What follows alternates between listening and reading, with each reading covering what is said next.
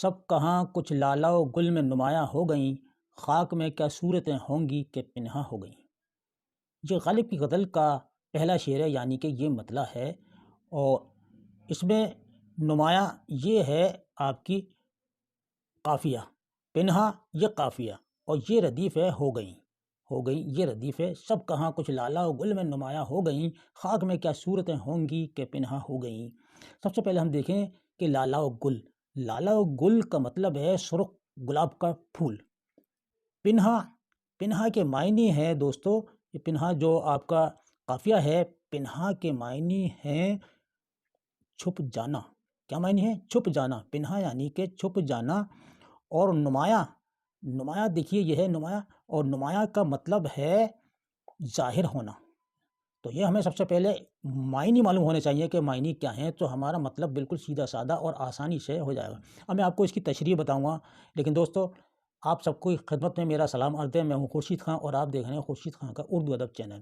آپ لوگوں سے درخواست ہے کہ اگر آپ آخر تک اس ویڈیو کو دیکھیے گا، اور اگر آپ پہلی بار دیکھ رہے ہیں تو چینل کو سبسکرائب کر لیجیے گا، اور گھنٹی کے نشان کو ایک بار دبا لیں تاکہ ہماری ہر نئی ویڈیو کا نوٹیفیکیشن آپ کو بر وقت مل جائے۔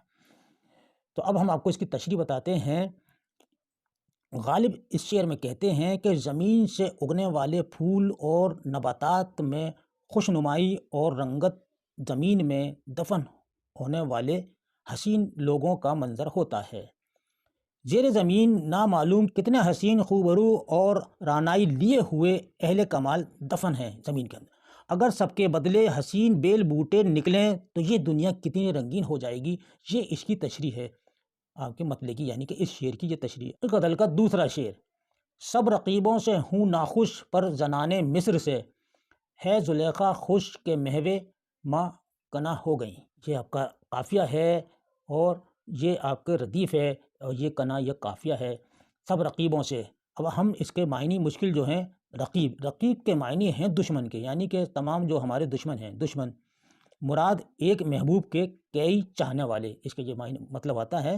تو یہ آپ کی تشریح میں بہت ضروری ہے۔ زنانے مصر، یہ مصر جو ہے، مصر ملک کی عورتیں، یعنی مصر ملک کی عورتیں، اس سے یہ مراد ہے محونا گم ہو جانا، اس کا یہ مطلب محو ماں۔ ماہ کنا کا چاند، یعنی حضرت یوسف علیہ السلام وطن کنا تھا، اس لیے آپ کو ماہ کنا کہا جاتا ہے۔ اب اس کا مطلب، اس کی تشریح آپ اس طریقے سے کر سکتے ہیں کہ غالب کہتے ہیں اس شعر میں کہ میں اپنے تمام حریفوں اور مخالفوں سے ناخوش ہوں، لیکن مصر کی حسیناؤں سے نہیں ہوں، کیونکہ مصر میں زلیخا نام کی بوڑھی عورت بھی یوسف علیہ السلام پر عاشق ہو گئی تھی۔ چنانچہ مصر کی زمین بھی حسن و عشق کے لیے بے حد اہم ہے۔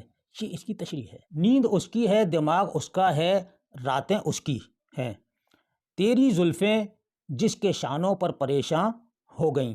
یہاں تھوڑا سا یہ دب رہا ہے، ٹھیک ہے، لیکن میں نے آپ کو بتا دیا ہے۔ تو اب اس میں کون سا مشکل الفاظ ہے؟ اس میں کوئی ایسا مشکل الفاظ نہیں ہے، ٹھیک ہے۔ چلیے اب اس کا ہم سیدھا اس شعر کا مطلب بتاتے ہیں کہ شاعر کہتا ہے، یعنی کہ غالب کہتے ہیں یا غالب فرماتے ہیں کہ سونا جاگنا زندگی کے اعتبار اور عقل و دماغ اس کے پاس ہے جس کو تیرا قرب حاصل ہو جائے۔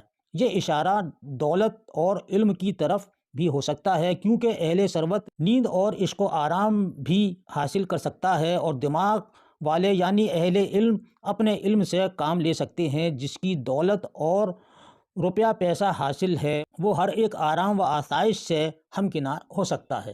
وہ نگاہیں کیوں ہوئی جاتی ہیں یا رب دل کے پار، جو میری کوتاہی قسمت سے مژگاں ہو گئیں۔ غالب نے اس شعر میں بڑی رعنائی اور رنگینی بھر دی ہے۔ کہتے ہیں، اے خدا وہ نگاہیں میرے دل میں کیوں چبھ رہی ہیں، جو میری بدقسمتی سے ہی میری جانب اٹھتی تھی، یا جن نگاہوں کو میں نے ہی اٹھنا سکھایا، میں انہی کاشکار ہو کر رہ گیا ہوں۔ رنج سے خوگر ہو انسان تو مٹ جاتا ہے رنج، مشکلیں مجھ پر پڑی اتنی کہ آساں ہو گئیں۔ یہ شعر ہے غالب کا۔ غالب ایک فلسفیانہ انداز میں اس شعر میں کہتے ہیں، اور یہ بات سمجھانے کی کوشش کی ہے غالب نے، جو آدمی رنج و غم سے لڑتا رہتا ہے، اسے ان سے کھیلنے اور لڑنے میں مزہ آنے لگتا ہے، مشکلوں اور پریشانیوں کا بے حد اضافہ از خود علاج بن جاتا ہے۔ دوستو یہ تھے غالب کے چند شعر، اور یہ بڑی مشہور غزل ہے اور آپ کے یہ سلیبس میں بھی ہے، اور اچھی طرح سے اس کی تشریح آپ اپنے نوٹ بک پہ نوٹ کر لیجئے گا۔ اور دوستو یہ کلاس آپ کو کیسی لگی اپنی قیمتی رائے سے کمنٹ باکس میں ضرور لکھ کر بھیجیے گا۔ انشاءاللہ پھر ایک نئی غزل میں تشریح کے ساتھ آپ سے ملاقات ہوگی، تب تک کے لیے اجازت دیجیے، اللہ حافظ۔